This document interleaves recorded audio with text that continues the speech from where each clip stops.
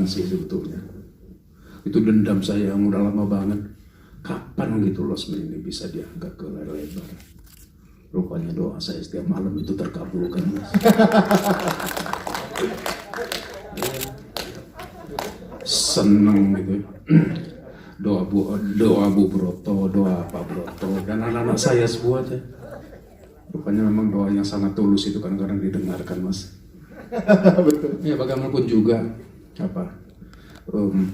kita ingin berbagi lah sama anak-anak sekarang, sama generasi sekarang yang mereka dengar dari bapak ibunya Losmen, kadang-kadang anaknya nggak mudeng gitu lah, kan kasihan. Nah atas dasar kasihan itulah Ini kita beneran dibawa nih ya sama Om Ucus ya. ya ada faktor karena kasihan juga, karena prihatin bahwa tontonan itu kan harus beragam gitu loh ya, nggak cuma yang masa kini, tapi masa lalu itu ada sesuatu yang ketika itu fenomenal, ketika itu disukai banyak orang, dan rupanya para produser dan investor juga melirik ini.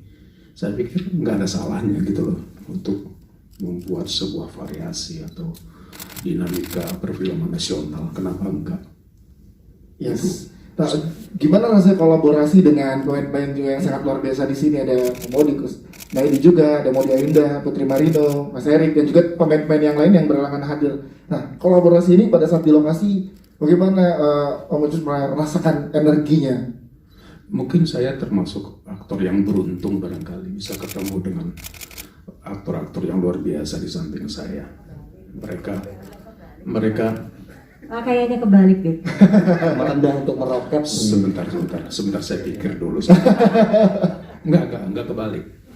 Kenapa ini saya bisa jawab bahwa ketika kita membuild hubungan antar karakter segala macam, mereka dengan cekatan sudah mempersiapkan diri pada porsinya. Jadi saya nggak capek-capek lagi karena mereka tuh tahu apa yang harus dilakukan, tahu bagaimana riset, tahu bagaimana melakukan kolaborasi antara karakter. Jadi nggak sulit gitu. Jadi saya beruntung. Sumpah ini serius. Ini beruntung. Dan juga kita juga diayomi oleh Mas Siva dan Mas Edi yang kebetulan notabene orang Jogja. Jadi petatah petitih Losmen yang sangat original itu bisa kita lihat nanti di filmnya atau di teasernya kayak gitu. Saya bisa melihat bahwa film ini sangat sweet. Berapa kali saya bilang sangat manis, sangat menggelitik, sangat merindukan gitu, sangat nggak tahu semua energi romantika keluarga itu ada di film ini. Kerasa banget. Ibarat orang anak sekarang itu berasa gitu loh, berasa banget. Jadi bisa saya buktikan, saya tidak ngomong macam-macam, tapi memang kualitas filmnya bisa dianggap di atas rata-rata. Amin. Boleh berikan tepuk tangan dong. Om Ucus terima kasih, nanti kita akan ngobrol lagi, kita ke Mbak Modikus. Nah ini Momot pengen tahu rasanya gimana akhirnya, tadi kalau dibilang kebaliknya gimana nih apa statement dari Om Ucus, kenapa kebalik, kita pengen tahu itu dulu, kenapa terbalik tuh, langsung dilihatin kan, langsung ada sana. Bapak tuh satu-satunya pemersatu bangsa. Oke. Ya, sama anak-anak, sama kru di Losmen juga gitu. Memang nih Bapak memang sudah pantas banget memang menjadi maskot.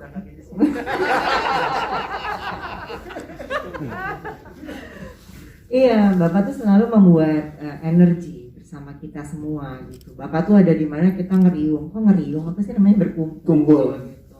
Terus dengan memang kan Bapak dihadirkan sebagai perwakilan dari Losmen yang dulu sebagai Tarjo, yang kini sekarang menjadi Pak Broto. Tapi kita merasa ini adalah Pak Broto. Ini bukan lagi Tarjo yang dulu yang kinyis-kinyis, walaupun tetap konyos-konyos ya. Bisa jadi headline ya. Bisa jadi kinyis-kinyisnya Matias Mucus gitu. Tapi tetap konyos-konyos. Jadi ini memang membuat Bapak tuh selalu memberikan energi yang baik sekali. Baik terhadap saya, anak-anak, juga kepada kru dan tim di Losmen sendiri gitu. Jadi bersyukur betul, beruntung sekali memang. Saya terutama mengucapkan terima kasih sekali dapat kesempatan memerankan tokoh Bu Broto ya, yang sangat menantang buat saya. Dan ini satu-satunya peran yang akhirnya berhasil membuat saya keluar dari rumah setelah pandemi 1 tahun kalau nggak salah. Iya. Saya keluar dari pandemi itu dari rumah tuh hanya untuk urusan, pertama kali keluar dari pagar rumah tuh urusan Lost Man Bubroto. Jadi ketika mengambil keputusan untuk menerima pemeranan ini, tantangan ini, saya sudah jelaskan kepada suami saya dan keluarga bahwa ini adalah suatu cikal bakal yang perlu dilanjutkan, dan saya merasa senang sekali dapat menjadi bagian dari legacy ini gitu ya. Dan karena ditunjang oleh para nama-nama besar yang sangat senang sekali kami dapat kesempatan untuk bekerja sama dan diizinkan gitu. Tapi ketika akhirnya kita dapat izin di ini ya, announcement gitu bahwa Lost Man Bubroto mau diperankan, ditayangkan ulang gitu ya. Rekan-rekan sejawat dari suami saya, baik yang dari beberapa instansi pemerintahan yang lainnya tuh pada WhatsApp, Pak Erik luar biasa, Bu Modi menjadi Bubroto, ini adalah suatu langkah kami akan sangat nantikan, kami pastikan akan hadir gitu loh. Dan itu banyak sekali WhatsAppnya. Jadi si suamiku gini, sebenarnya Lost Man ini apa sih ya gitu, karena dia kan nggak tahu ya, belum datang ke Indonesia tahun itu. Jadi bahwa dikasih tahu Lost Man ini bagus, perannya baik, pemain-pemainnya baik, oke, dalam standar itu dia oke, setuju. Tapi begitu kita keluar, wah dengan tanggapan yang luar biasa, dan ini masih terjadi sampai detik ini. Kali kalau aku posting foto sama Sri atau posting foto sama Pur, itu yang DM tuh selalu jadi kapan gitu. Jadi waktu kemarin Mas Pandu WhatsApp ke saya, Bubroto kita akhirnya tayang di bioskop 18 April itu udah capital lock itu. Alhamdulillah. Gede-gede banget tuh rasanya, pengen loncat-loncat karena selain lega, selain sangat kali menunggu dan kami tahu sekali harapannya sangat baik, ini juga akhirnya bisa memberitakan kabar baik ini kepada orang-orang yang berkali-kali nanya dan nunggu gitu. Iya. Jadi menjadi suatu energi yang besar sekali, baik buat saya, buat pemain dan juga mereka yang menantikan ini. Siap, berarti kita siap kalau tur bawa suami ya, kalau mau dinanti ya, biar nanti teman-temannya ikut nonton jadi bisa menyaksikan juga. Oke, kalau tadi mengutip perkataan dari Om Matias Mucus adalah film ini tuh manis sekali, menggelitik sekali. Nah ini peran Bubroto itu bukan peran yang gampang gitu. Dan juga Om Mucus bilang ini tuh bukan peran yang, ini film ini tuh sangat luar biasa gitu. Nah ini pendekatannya seperti apa? Apalagi dijalankan selama pandemi gitu. Itu gimana pendekatannya untuk seorang Maudy Kusnaidi? Iya, ini filmnya manis ya. Filmnya manis. Tapi kalau Bubrotonya kita lihat nanti ya. Iya, jadi betul seperti yang sudah disampaikan bahwa prosesnya kami bicara banyak sekali melalui Zoom gitu ya. Memang sangat membantu karena saya merasa terbantu karena punya banyak waktu untuk ngobrol sama Mas Iva dan Mas Edi untuk mendapatkan karakter Bubroto yang diinginkan seperti apa. Dan saya selalu didampingi oleh Pak Broto, jadi Pak Broto bisa memberikan masukan-masukan seperti apa.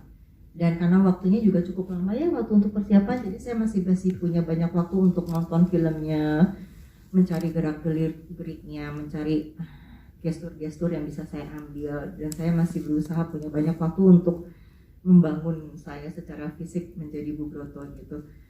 Jadi memang cukup membantu. Namun chemistry itu memang harus pas ketemu sih gitu. Yep. Jadi untungnya kita ketemunya di Jogja itu masih ada waktu beberapa hari sebelum langsung syuting. Jadi baru ketemu sama Sri ya juga di sana, ketemu sama Pur ya di sana, sama Tarjo juga di sana. Jadi ya dalam waktu yang sangat singkat itu kami berusaha membangun chemistry yang cukup dekat dan kuat. Jadi pada saat kita syuting, alhamdulillah kalau saya merasanya kedekatan dan keharmonisan itu sudah terbangun. Itu yang luar biasa di sana ya. Jadi saat prosesnya itu, boleh tepuk tangan dong untuk Maudy Kusnaidi. Terima kasih. Nanti kita akan ngobrol lagi. Kita ke sebelahnya itu adalah Maudy Ayunda. Halo. Ya. Halo, apa kabar Maudy Ayunda? Baik. Ya, pengen tahu. Jadi waktu awal ngobrol mau syuting film ini, itu saya juga sempat ada mixed feelings ya. Pertama saya excited banget karena dari ibu saya, bapak saya, wah Lost Man Bubroto itu beneran tontonan mama sama papa banget gitu. Dan dari orang tua aku mendapatkan energi itu ya, bahwa wow, there was a lot of excitement gitu. Terus aku sendiri juga nonton seperti YouTube berapa kali. Terus pokoknya aku sangat-sangat bersemangat gitu. Di sisi lain aku deg-degan soal jadwal. Yes, tentu. Aku deg-degan soal gimana ini pandemi kita syuting, jadwalnya seperti apa. Kebetulan saya waktu itu juga masih di US gitu. Jadi tapi ya itu ya, namanya kalau misalnya udah jodoh dan memang semua energi itu bergabung untuk membuat satu hal terjadi, ya akhirnya ada jalannya gitu. Jadi akhirnya itu syuting, kalau nggak salah aku benar-benar hanya pulang ke Indonesia itu untuk syuting gitu, karena memang hanya waktunya itu 3 minggu itu. Langsung gak lama langsung ke Jogja. Selama reading pun kita sebulan ya sebulanan itu. Ya saya malam-malam gitu di sana ya. Ada perbedaan jam juga gitu. Dan sempat deg-degan sih jujur, karena baru pertama kali reading lewat Zoom, dan takut juga gitu, apakah ini akan cukup gitu ya untuk membangun chemistry, untuk membuat aku merasa pede gitu memerankan Jengsri gitu. Tapi ya betul kayak kata ibu tadi sih gitu, untungnya ya karena bapak, karena kita sama-sama juga benar-benar tahu pentingnya membangun chemistry dengan cepat dan tahu bahwa this is important. Akhirnya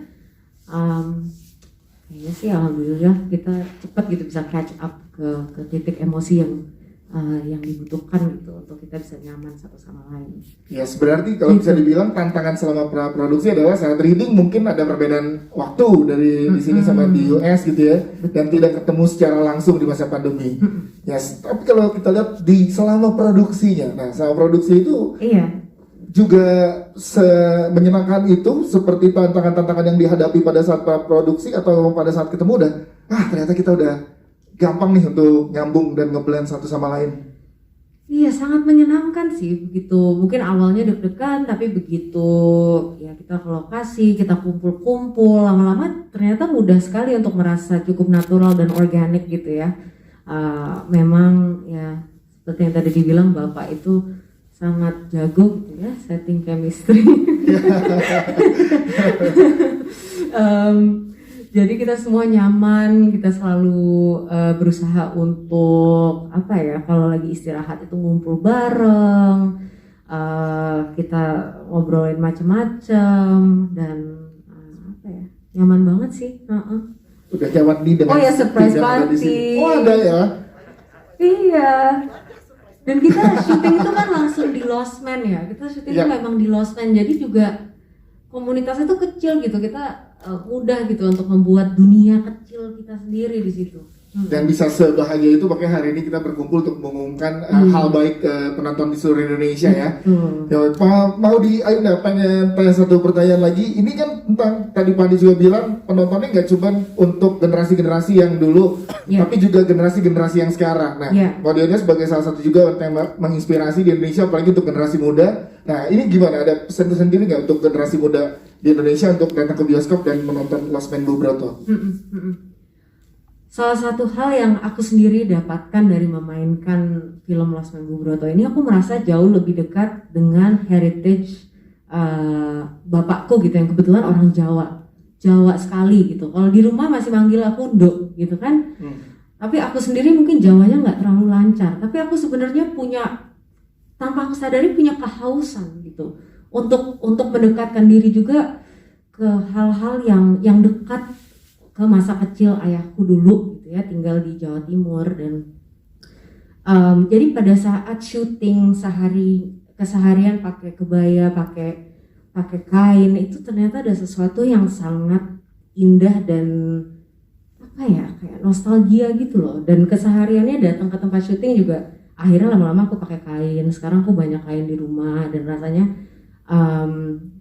rasanya ada keinginan ingin memasukkan unsur-unsur itu, unsur-unsur tradisional, unsur-unsur historical ke dalam keseharian aku sekarang gitu jadinya. Dan aku pengen gitu sharing kerinduan itu, dan aku yakin teman-teman yang anak-anak muda pun haus gitu akan mengenal lebih jauh tradisi-tradisi atau budaya-budaya Indonesia yang aku sendiri dapatkan dari bermain di film ini. Jadi aku ingin hal yang sama gitu untuk generasi muda.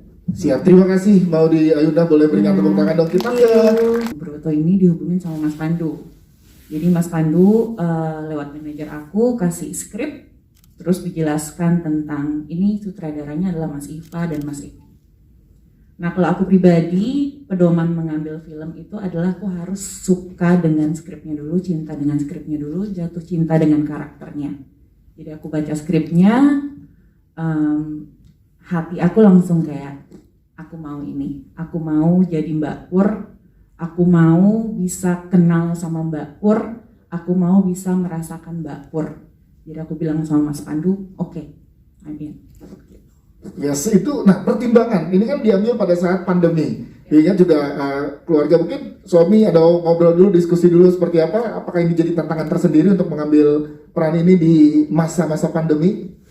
Oke, jadi Lost Man Bubroto ini film kedua aku yang aku syuting di masa pandemi. Jadi yang pertama itu Cinta Pertama, Kedua dan Ketiga, ini yang kedua gitu. Jadi sebenarnya mengambil ini juga tetap ada rasa kayak bisa nggak ya gitu, apakah nanti protokol kesehatannya dijalankan dengan benar atau tidak gitu, karena concern juga mengenai hal itu gitu. Tapi karena dukungan dari keluarga, dari suami, terus juga ngobrol banyak sama Mas Pandu, dan setelah dijalankan proses syutingnya sangat aman sih. Sangat aman, Sangat ini luar biasa. Sama seperti Maudy Ayunda juga mewakili generasi-generasi muda yang akan nonton nantinya di bioskop, yang akan ke bioskop di tanggal 18 November. Ada yang ingin disampaikan ya untuk pribadi dong, untuk generasi muda kita?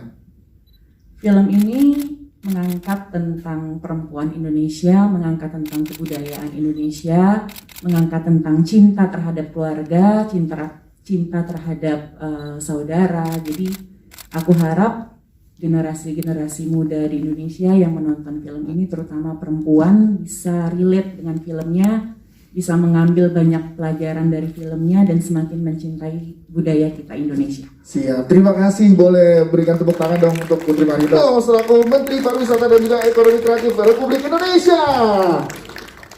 Halo Mas Menteri, mensupport film Lost Man Bubroto dengan hadir bersama kita di sini.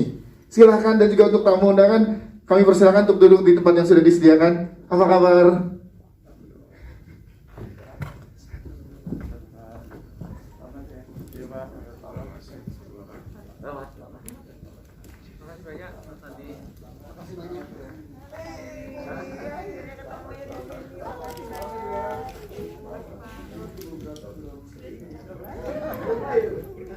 Silakan kalau tidak, persilakan duduk untuk Mas Sandiaga Uno, Mas Menteri kita yang sangat luar biasa menyempatkan untuk. Mau aku duduk atau berdiri nih? Nyaman ya Mas Menteri? Teman-teman yang media yang aman ya? saatnya Duduk boleh? Duduk berdiri. Boleh cukup? Berdiri duduk. Duduk Oke. berdiri. Duduk. Oke. Oh karena kameranya ya, betul. Iya. Oke. Yang saya hormati Bapak Menteri Koperasi dan UKM Pak Teten Mas Duki, yang saya hormati Kepala. Ini masalah, ini bukan Bubroto ini. Mas Menteri, Ini udah kedua kali nih, saking banyaknya event. Banyak yang tadi Tarik Gak apa-apa. nafas, Fer, tarik nafas. Gak apa-apa, boleh dicari Ini dulu karena bisa tahu nggak ini peran milenial membangkitkan UMKM. Ini ada hubungannya. udah. Gak apa-apa Mas Menteri. Udah dua kali, udah dua. Ya, udah dua kali. Oh ini nih, materi press conference Paragon Picture. Press conference peluncuran official poster dan teaser film Lost Man, benar? Betul. Benar. Tepuk tangan untuk kita semua. Oke. Take two. Itu. Take two. Kebajikan, salam sehat, salam Indonesia maju, penuh semangat. Yang saya hormati CEO dari IDEO Source, Mas Andi Budiman. Terima kasih atas emailnya. CEO dari Paragon Pictures, Mas Robert Roni. Terima kasih Mas Robert Roni, dan produser Paragon Pictures Mas Pandu Birantoro. Pak Pandu, thank you Mas Pandu, dan sutradara film Bapak Iva Isfansyah. Oke, Pak Iva dan Pak Edi Cahyono. Terima kasih dan selamat. Dan cast film Lost Man Bu Broto, Mbak Maudi Kusnedi, Maudi Ayunda, dan Mas Matias Mukus. Mantap bro. Asik. Dan Putri Marino dan Erik Estrada. Kalau yang tahu Erik Estrada juga berarti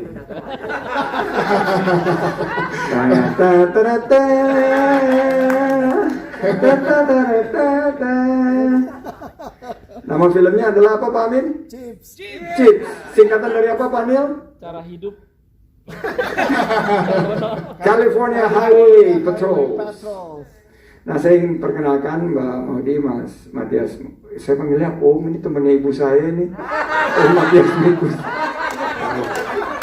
Iya. Udah nggak nyuski aja sudah. Ini ada Pak Neil El Himam. Ini Pak Deputy bidang ekonomi digital dan produk kreatif. Dan ekonomi kreatif ini ada 17 subsektor, salah satunya adalah film. Dan kita punya yang terbaru adalah program pemulihan ekonomi nasional film, dan alhamdulillah baru disetujui oleh Menteri Keuangan, dan yang akan membidangi ini Pak Amin. Pak Amin ini direktur untuk musik, film, dan animasi. Jadi ada berapa uangnya Pak Amin yang disiapkan buat teman-teman ini? Langsung ditodong ya Pak. Berapa Pak? Yang disetujui sekitar 226 miliar yang terbagi dalam 3 skema. Skema yang siap untuk kita luncurkan adalah skema promosi. Insya Allah doakan bersama 27 September kita akan launching. Open call. 27 September skema promosi. Jadi film-film yang udah ready, Bu Dewinta, mana Bu Dewinta? Horas. Tolong nanti yang mana yang bisa dipromosi. Yang kedua skemanya? Skema pembelian lisensi. Jadi Pembelian lisensi. Jadi apa lisensi yang karena waktu kita tinggal berapa bulan lagi, jadi kita akan membeli lisensi. Nah, ini yang sementara kita siapkan, berapa film fiksi panjang yang akan dibeli, berapa film fiksi dokumenter panjang dan dokumenter pendek yang akan dibeli lisensinya. Lalu tahun depan kita akan taruh di kantong-kantong budaya dan izin ya. Jadi skema pertama itu adalah skema promosi untuk film yang udah ready to go. Tapi ada film-film yang takes time dan nunggu the right timing juga selesai dan lain sebagainya. Akhirnya pola yang kita setujui adalah pola membeli lisensi yang sudah ada. Yang sudah ada. Jadi targetnya ada berapa puluh film yang akan dibeli. Dan yang ketiga? Yang ketiga adalah skema produksi. Jadi ini untuk betul-betul untuk komunitas film di daerah supaya kita adil ya, bukan hanya di kelompok tertentu, tetapi film-film daerah juga kita beri kesempatan. Misalnya mereka mau bikin film pendek dengan nilai mungkin sekitar 250 juta per film. Ini sementara diproses. Tapi yang coming soon ini tanggal 27 September, insya Allah Pak Menteri kita sudah. Mohon doanya Pak Maudi, Pak Matias Mukus, Mas Maudi Ayunda, kita ikut dibantu karena subsektor film ini salah satu yang paling terdampak, dan bioskop kita juga. Terima kasih nih Mbak Dewinta, terus stay strong. Karena ekosistem ini nggak boleh rusak secara permanen. Saya sama Pak Hengki Manurung, ini saya perkenalkan, staf ahli bidang manajemen krisis. Kita nih ada di tengah-tengah krisis, jadi kita ingin semua saling bergotong royong dan membantu, dan butuh dukungan juga teman-teman dari media. Saya ingin hadiahkan Pak. Enaknya ke warkop. Disuguhi kopi dan bermacam gorengan. Terapkan protokol CHSE lengkap. Nikmati film dengan aman dan nyaman. Yes, akan sama-sama menarik poster dari Lost Man Bu Broto. Teman-teman media udah siap ya? Ini dia poster dari film Lost Man Bu Broto. 3, 2, 1. Wey. Yes, ini dia poster dari Lost Man Bu Broto yang akan tayang tanggal 18 November 2021. Oke, kalau gitu kita boleh berfoto bersama dulu. Boleh balik ke tempat yang sudah disediakan di kursi. Nanti kita akan. Tapi memang setelah ngobrol sama Mas Iva, sama Mas Edi, ternyata kan karakternya memang harus dibentuk lagi di awal, karena bukan Bu Broto yang Ibu Nike gitu. Kita kan bukan memerankan ulang ya, jadi memang membangun kembali. Disitulah tadi saya sampaikan bahwa pada saat reading atau Zoom itu sangat membantu untuk membentuk karakter ini sesuai yang dibutuhkan dalam film Lost Man Bu Broto. Yes. Jadi pada saat menonton referensi-referensi itu sangat penting untuk informasi dan membayangkan bagaimana kegiatan Bu Broto gitu ya untuk akhirnya nanti jadi seperti itu gitu. Ya selebihnya sama seperti itu jawabannya Mbak Udia juga. Oke, Putri Marino? Jawaban saya Sama seperti dia Maudi ada di sebelah kanan saya. Yang pertama Mbak Udia Ayunda. Iya, jadi ini semua udah kejawab semua ya sama Maudi Ayunda ya. Iya. Nonton seriesnya di YouTube, terus banyak ngobrol dengan Mas Iva dan Mas Edi. Siap. Sama Nih. Bapak juga. Oke, Mas Erik nih, pasti punya jawabannya lain dong, nggak mungkin sama dengan yang lain. Hanya perlu Perbedaan kekeluargaan di zaman pada dulu saat dan zaman sekarang. Ya kalau cari perbedaannya tentu banyak bedanya. Cuma saya melihat bukan di perbedaan, tapi lebih kepada persamaannya. Di mana saya ditarik kembali ke masa lalu, di mana sedang rasanya jaya-jayanya Lost Man ketika itu. Kemudian hadir lagi di hadapan saya di Lost Man Bu Broto ini. Lebih mahis ya di diri saya sebetulnya. Situasinya itu memang apa ya kayak orang lahir kembali gitu loh di tengah impian saya. Ini menyambung juga dengan pertanyaan kedua gitu loh. Kayak lahir kembali dalam impian saya bahwa Lost Man ini akhirnya terwujud juga.